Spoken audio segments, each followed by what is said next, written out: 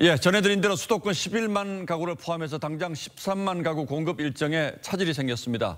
그렇다면 지금부터는 그 여파가 어디로 미칠지 자세히 따져보겠습니다. 자, 윤석기 기자. 네. 이 차질이 생긴 13만 가구가 전체 공급 예정 물량에서 차지하는 비중은 얼마나 됩니까? 네, 투기 의혹이 불거져 발표가 연기된 13만 가구의 신규 택지는 정부가 지난 2월 공급을 약속한 25만 가구의 절반 정도죠. 수사 결과 투기로 확인될 경우 후보지에서 배제하냐는 질문에 국토부 측은 투기자는 엄정 조치해도 투기자가 나온다고 그 후보지를 배제할 사안은 아니라고 했습니다. 현재로선 의혹 지역들도 예정대로 후보지가 될 가능성이 높아 보이죠. 의혹은 있는데 예정대로 후보지가 될 가능성이 높다. 이건 또 무슨 뜻입니까? 발표가 연기된 발단이 이른바 LH 사태죠. 후보지 지정을 취소하라는 여론도 거셌지만 정부는 선을 그어왔습니다. 투기는 엄벌해도 이 후보지까지 취소하면 엄청난 혼란이 뒤따르기 때문이죠. 물론 수사 결과를 지켜봐야 되겠지만 이런 현실적인 이유로 공급 계획에 큰 변화는 없을 거란 관측이 많습니다. 자, 일단 연기가 된다 이런 뜻인데 이게 시장에는 어떤 영향을 미칠까요?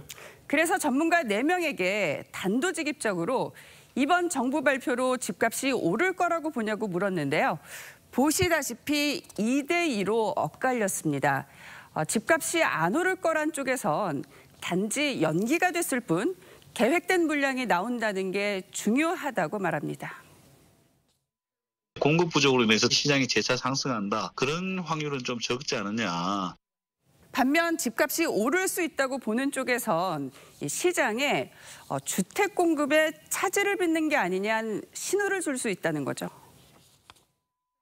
이사 대책의 궤도 수정으로 받아들여질 수 있고 전셋값과 집값이 심리적 불안에 의해서 급등이 우려되는 상황을 직면할 수도 있습니다. 전문가들의 의견이 엇갈리는 걸 보면 불확실성이 또다시 그만큼 커졌다 이렇게 이해를 해야 할 것 같은데 그럼 정부의 최종 발표 이건 언제쯤 될 걸로 보입니까?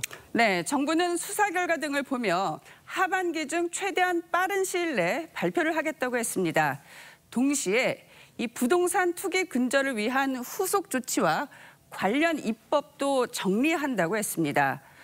이런 일들을 서둘러야 할 또 다른 이유도 있는데요. 들어보시죠.